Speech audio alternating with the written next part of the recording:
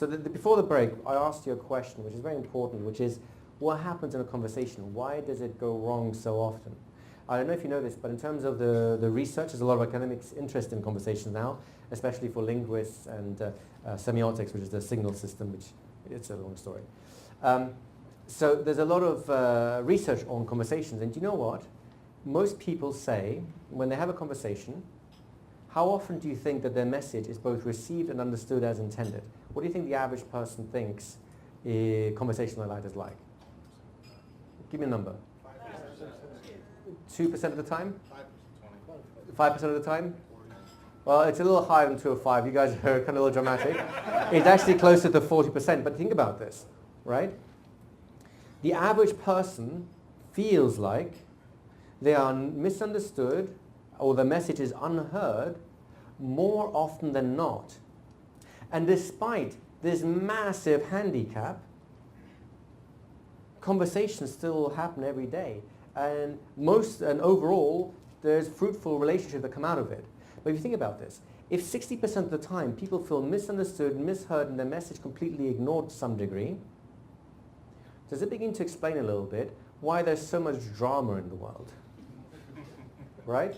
Now, I happen to believe that soap operas are a big culprit to kind of stoke the fire, right? They thrive on misunderstanding and those sort of things, right? It's an unhealthy mindset, I think, to get into, but it's crazy. And here's the thing. When you actually stop and start breaking the conversation down, why not fix the conversation before it falls apart, right? Why spend the entire night talking to someone the way I talk to my hypnosis clients, only at the end of the night to find out whether or not what you did was a hit? That's a terrible investment of time and energy, isn't it? Why not fix the conversation as we go along? But to do that, we need to understand how conversations work, what they do, what each phase is trying to do, and why it's there. The good news is everyone here has had at least 1 or 2 good conversations in their life. Would that be fair to say? Hands up if you have. Hands up if you've never had a good conversation ever in your entire life. If you're so socially awkward that you don't even know how to have a conversation, and if someone converses with you, your responses are in breathy whispers that no one actually understands. If that's where you're at, you're unfortunately the wrong place, because I'm going to require you guys to remember the kinds of conversations you've had. Now, the good news is everyone here has a memory. Would that be fair to say? No one here has issues with a memory? So you can remember at least what happened this morning? Yes? You came here? If you suddenly woke up and have no idea why you're here, then you didn't sign your psychological waiver, the disclaimer form. You can remember what happened last week, the month before that, not necessarily in detail, but the highlights, right? And some of the highlights that you have in your memory that you can access with relative ease are conversations you've had that worked really, really well. Now, some of those conversations are ones where you were the main actor, you tried to get a message across, and it really worked. You felt it working, you knew it was working, your partner was acknowledging it in their body language and sometimes even out loud, and at the end you felt really pleased that something of importance was achieved. And you can all think of at least a couple of conversations like that, can you not?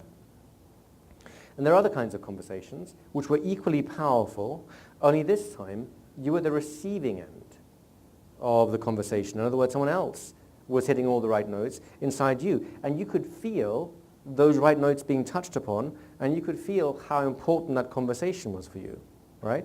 So if you want to do a quick experiment, if you close your eyes for a moment, then you could think about a person that had a significant impact on your life. It could be a mentor, a parent, a teacher, a close friend, or sometimes even a random stranger who came into your life at an important turning point, at a point in your life when you needed guidance, direction, something. And this person developed the right kind of relationship, even if it was a stranger who said just the right thing at the right time, it went straight inside, and whatever it is that you were dealing with, whatever conflict was inside you, whatever mountain you had to climb, suddenly dissolved in front of you. And you felt it dissolve. And you were glad to have had that person in your life and that conversation, or those series of conversations, that allowed you to turn your feet on the right path again, to find your direction. It was a meaningful relationship that had a disproportionately good, positive impact on your life. Now, as you think about that person, and more importantly, as you think about the qualities you experience in that conversation,